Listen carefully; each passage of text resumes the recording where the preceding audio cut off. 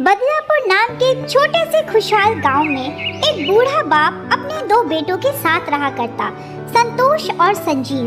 घर का बड़ा बेटा संजीव जो जरूरत से ज्यादा चालाक और होशियार था, तो वही छोटा बेटा जिसे सब बुद्धू कहते, जो दिमाग से थोड़ा सा कम था।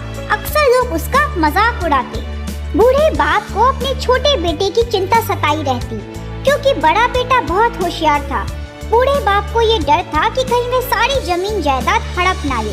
तभी बड़े बेटे ने कहा, पिताजी अब मैं बड़ा हो गया हूँ, मेरी शादी करा दीजिए।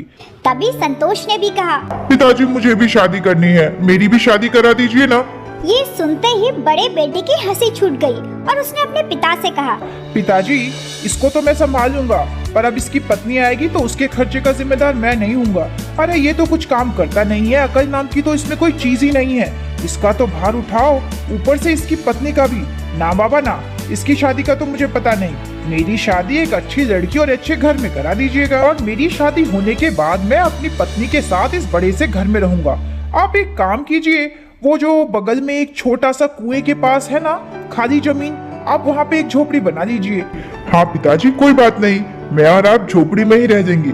मेरे लिए तो सबसे बड़ी बात यह है कि आप मेरे साथ रहेंगे। पिता मान जाता है और बड़े घर से खुशी खुशी छोटे बेटे को लेकर निकल जाता है। वह एक ऐसी जमीन पर आता है जिसके नीचे सालों पहले एक कुआं दबा था, और उसके ऊपर वह घास फूस बांस की डंडियों से झोपड़ी बनाकर तैयार करता है।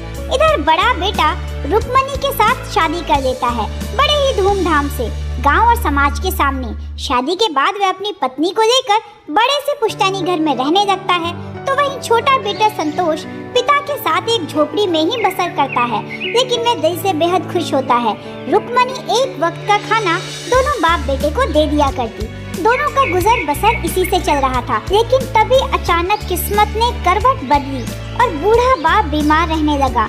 कुछ ही दिनों में उसकी हालत एकदम बिस्तर पर पड़े पड़े खराब हो रही थी, और आखिरकार उसका निधन हो गया। निधन के मारे छोटा बेटा संतोष अपने पिता को याद करके बहुत रो रहा था। एक तरफ छोटा बेटा संतोष अपने पिता के मौत के शोक में डूबा जा रहा था, तो वहीं बड़े बेटे की पत्नी रुक्मणी उससे कहती है, अरे इससे पहले कि वो संतोष हमारी जमीन जायदाद में हिस्सा मांगे, तुम 2-4 गांव के लोगों को लेकर ना बंटवारा करा लो, ताकि बाद में कोई दिक्कत ना आए। अरे क्या भरोसा, कल को आ जाए मेरी जमीन दे दो, मेरी जायदाद दे दो, तो भला क्या देंगे। तुम ना गाँव वालों को इकट्ठा करो और जमीन का बंटवारा कर लो। पत्नी की बात को मानकर संजीव अपने घर से निकलता है, कुछ गांव वालों के सामने खुद और अपने भाई को लेकर आता है। तभी कहता है, अब इसका तो कोई भरोसा नहीं है, वैसे भी इससे शादी कौन करेगा, अकल का अंधा जो है। पर मेरी पत्नी है, कल को मेरे बच्चे होंगे, मुझे घर का पुश्तैनी बड़ा हिस्सा चाहिए, और छोटा हिस्सा जहाँ पिताजी ने भाई के लिए एक छोटी सी झोपड़ी बनाई थी, वो हिस्सा संतोष को दे दो। और वैसे भी इसे कौन सा काम धंधा करना है, एक अकेले इंसान के लिए तो छोटी सी झोपड़ी काफी ही होगी। थक हार कर गाँव वालों ने यही फैसला किया कि संतोष झोपड़ी में रहेगा और आलीशान बंगले में रहेगा संजीव। गांव वालों के फैसला करने के बाद संतोष खुशी खुशी उसी झोपड़ी में रहने लगा, और वह एक दिन झाड़ू लगा रहा था। तभी उसने अचानक एक भयानक सांप को देखा, जो उसकी झोपड़ी की तरफ आगे बढ़ रहा था, और उसकी झोपड़ी में एक और जाकर बैठ गया। लेकिन आश्चर्य की बात यह है कि वह तुरंत बाहर निकलकर चला जाता है। दूसरी तरफ संतोष बगीचे में पालक के पत्ते तोड़ता है और पालक की सब्जी बनाकर खाता है, क्योंकि उसके पास दूसरा कोई तरीका नहीं होता। उसे ना ही खाना पकाना आता है और ना ही घर में साग सब्जी होती है। एक दिन वह पालक तोड़ते समय एक सुंदर सी लड़की प्रिया को देखता है, जो बहुत खूबसूरत होती है। दरअसल वो अनाथ होती है और दूसरों के घरों में काम काज कर ही अपना जीवन का बसर करती है। लेकिन पहली नजर में ही संतोष को वो लड़की बेहद पसंद आ जाती है। भले ही संतोष बुद्धि में थोड़ा सा कम था, लेकिन प्यार के इशारे को बखूबी समझ जाता है। वह अपनी शादी की बात प्रिया से करता है, पर प्रिया कहती है, तुम मुझे क्या खिलाओगे? सूखी साग? चलो ठीक है, सूखी साग खा भी लूंगी, लेकिन हमारे भविष्य का क्या?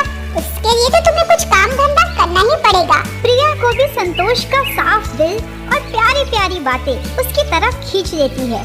दूसरी सुबह उठकर संतोष काम की तलाश में गांव के बड़े बड़े सेठ साहूकारों के पास जाता है, लेकिन निराश होकर घर लौटता है, क्योंकि उसको कोई भी काम देने को तैयार नहीं। सबका मानना था कि वह दिमाग से थोड़ा सा कम है और किसी भी काम को अच्छे तरीके से नहीं कर सकता।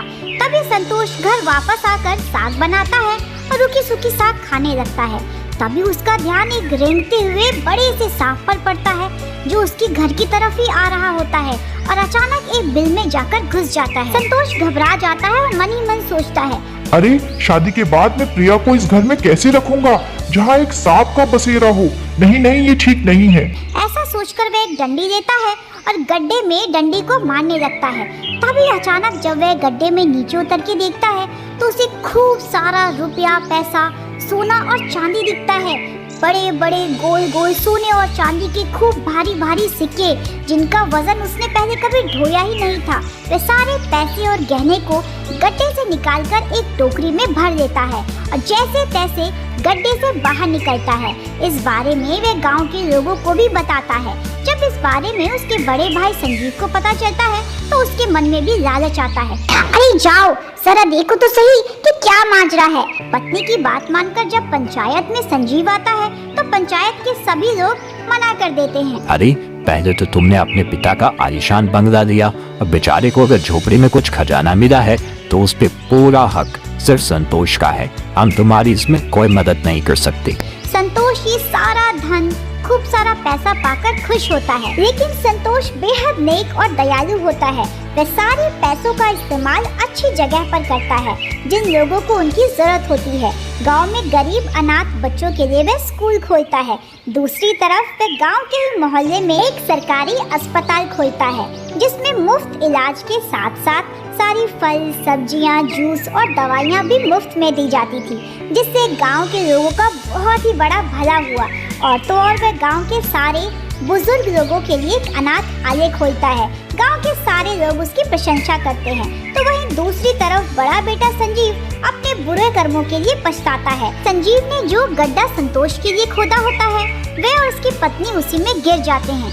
गांव के सभी लोग उसे बड़ी घृणा की नजर से देखते हैं। तो वहीं दूसरी तरफ संतोष अपनी अच्छाइयों और अपने पिता के आशीर्वाद से एक बड़ा सा आलीशान बंगला खरीद लेता है जिसमें सुख सुविधाओं की सारी चीजें होती हैं और अपनी पत्नी प्रिया के साथ बड़े ही खुशी खुशी अपनी गृहस्थी में रहता है। ऐसे ही भावनात्मक और मनोरंजक कहानियों के लिए चैनल के साथ जुड़े रहे। चैनल को लाइक, सब्सक्राइब करना ना भूलें।